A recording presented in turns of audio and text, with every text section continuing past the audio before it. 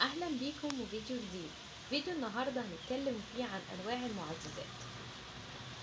اولادنا يا دكتور بيحبوا دايما ان احنا نقول لهم اعملوا الحاجه الفلانيه، او في البدايه الولاد ما بيحبوش يذاكروا، ما بيحبوش مثلا ما بيسمعوش الكلام، ما بيروحوش التمرين، مش عارفه بيعملوا كذا مشاكل عندهم في اني في تركيزهم، في ان هم ما بيعملوش الواجب بسرعه، ما بيروحوش المدرسه، ما بيسمعوش الكلام، مش بيصلوا. الكلام ده كله في سلوكيات او بعض السلوكيات عند اولادنا بيبقى فيها مشكله، احنا عايزين نظبطها او عايزين نعدلها. من هنا ابدا ان انا انصح الام واقول لها حبيبه قلبي، لو عايزه تبداي ان انت تشتغلي مع ابنك ابداي حطي له معزز. تبدا هنا الام تقول لي يعني ايه معزز؟ ابدا اقول لها ان المعزز ده الحاجه اللي ابنك بيحبها ابداي امنعيها منه او ابداي اشتغلي عليها. فشوفي ايه الحاجات اللي هو بيحبها وايه الحاجات اللي مش بيحبها وابداي اشتغلي على النقطه دي. طيب تبدأ الأم تيجي للولد تقول له لو خلصت الواجب هديلك 5 جنيه، لو كتبت له بسرعة مش عارفة الواجب بتاعك أو خلصت واجب المدرسة هديلك مثلا 10 جنيه، هديلك مثلا 2 جنيه، هديلك 5 جنيه. فهنا بدأ الولد بقى حاطط في دماغه أو البنت بقت حاطة في دماغها إن كل حاجة بالنسبة لها إن لو عملت الحاجة دي هتاخد فلوس أو ماديات.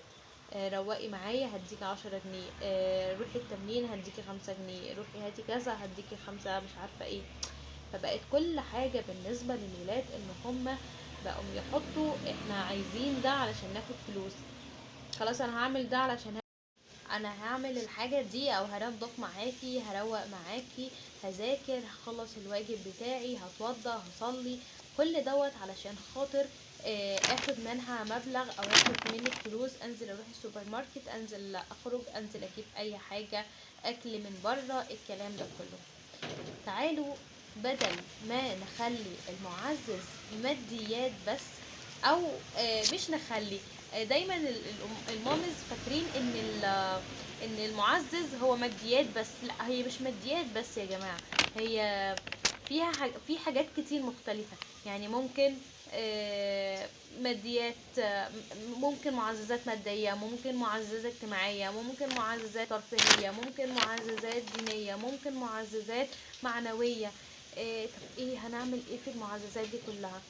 انا دلوقتي كماما ممكن ما اقدرش ان انا اروح اشتري للولد كل يوم حاجة او اديله الفلوس علشان مجرد ان هو عمل الواجب، او مجرد ان هو راح التمرين، او مجرد ان هو سمع الكلام او الكلام ده كله. لا، احنا ممكن نديله معزز.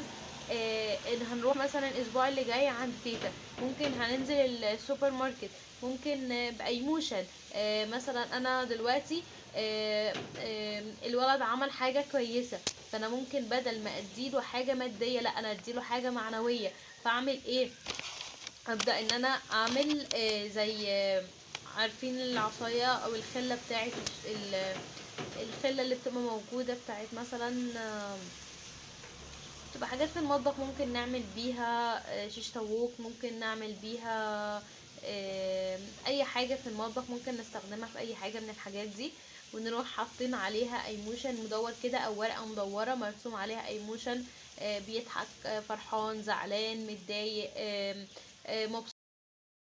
هنا ابدا لو عمل حاجه حلوه اروح رافعاله مثلا الايموشن اللي مبسوط، الايموشن اللي زعلان، الايموشن اللي غضبان، الايموشن اللي مبسوط، وهكذا. تمام. نبدا ان احنا نمشي مع اولادنا بنفس الطريقه. المعزز مثلا الاجتماعي، لو طول الاسبوع بدأنا ان احنا بقينا شطار هنروح عند تيتا. لو في مامز مثلا عايشة في بيوت عيلة، اظبط نفسك وخليك كويس وخلص الواجب بتاعك، خلص الدروس بتاعتك، خلص التمرين بتاعك. انا ممكن اخليك تنزل باخر اليوم عند تيتا، تقعد مع تيتا، تقعد مع عمو، وهكذا. هخليك تنزل تلعب في الشارع ساعة او نص ساعة، هنديلك تروح التمرين، وهكذا. تمام. طيب عندك بقى في معززات معنوية.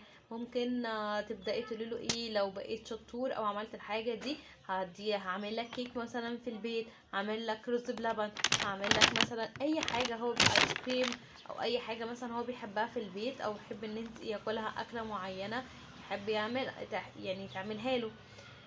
تبدأي تشتغلي على المعززات بشكل مختلف، مش كل حاجة فلوس وكل حاجة ماديات، لا ده في معززات كتير جدا، مادية ومعنوية اجتماعية ثقافية. انت بتحب مثلا نوع حيوان معين، في اطفال بتحب الديناصورات، احنا ممكن طول الاسبوع لو بقيت شطور او طول الشهر بقيت شطور احنا ممكن نروح مثلا متحف الديناصورات، ممكن نروح متحف الاسماك، ممكن نروح مش عارفه ايه، في العيد قرب خلاص هنروح مكان الفلاني، وهكذا.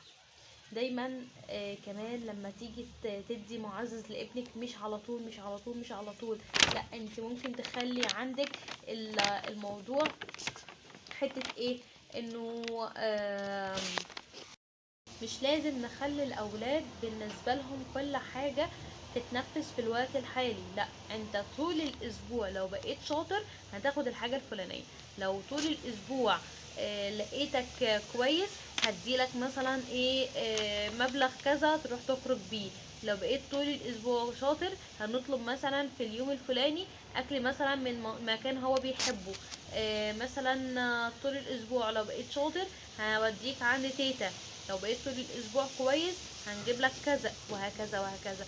يبقى مثلا طول الشهر لو بقيت شاطر طول الشهر هنروح خروجه كبيره، مثلا نروح حديقه، نروح مثلا نادي اسمه دوت ملاهي، ممكن نروح سينما، الكلام ده كله.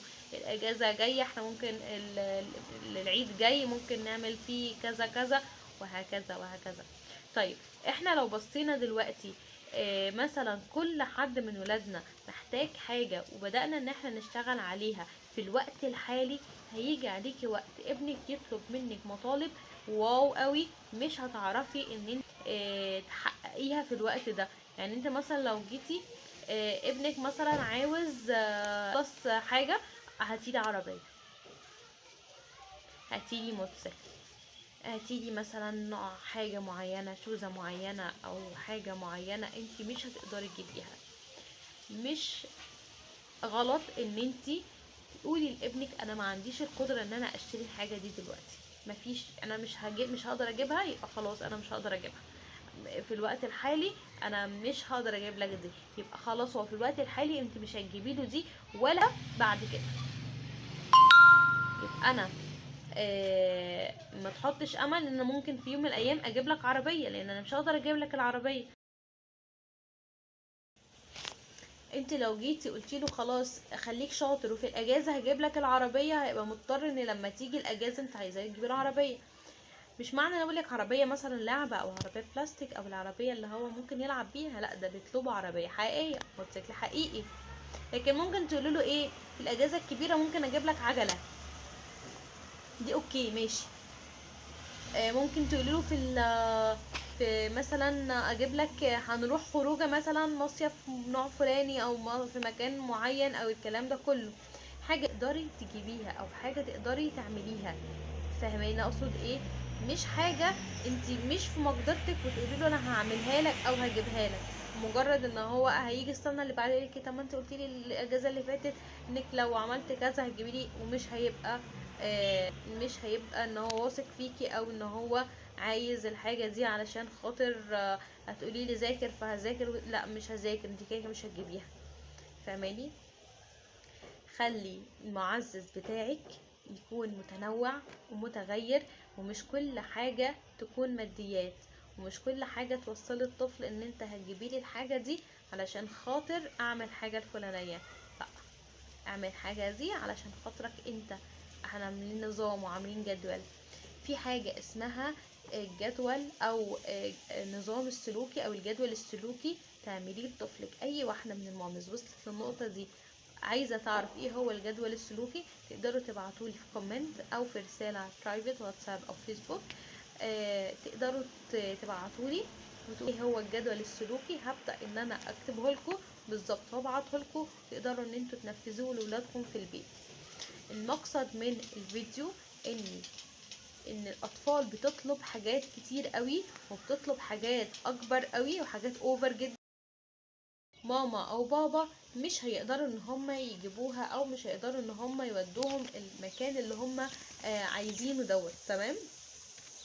هنا نبدأ ان احنا نفكر او نبص للحاجات دي، لان هما بعد كده عايزين الحاجة تتنفذ في الوقت الحالي.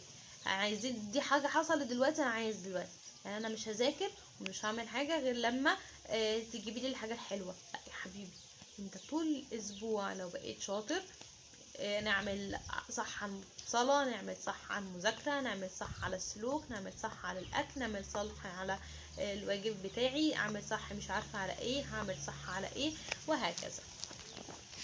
نبدأ ان احنا نبص، هنلاقي نفسنا بقينا ظبطنا الحتة دي. الولد او البنت مش هيعملوا حاجة او مش هيبصوا للحاجة غير لما ينهوا الاسبوع او لما يتنهي الشهر، مش اي حاجة وخلاص. لا انا عايزة دلوقتي فلوس عشان ذاكرت، انا عايزة دلوقتي فلوس. لا، احنا لما بنبدأ ان احنا نغير ونبدل في انواع المعززات علشان الطفل ما يتحسش ان هو بقى بالنسبة له كل حاجة الفلوس. وهنا اكون خلصت الفيديو بتاعي، يا رب يكون عجبكم. كانت معاكم دكتور هدير ممدوح. حابة اني اكون وصلت لكم معلومة بعض الامهات ممكن تكون بتستخدمها غلط، وفاكرة اني بالنسبة لهم الفلوس للولاد ده احلى او اوفر حل ان هما يخلصوا او الولاد يخلصوا الحاجة بتاعتهم. اهلا وسهلا بيكم، يا رب يكون الفيديو عجبكم. كانت معاكم دكتور هدير ممدوح. باي باي.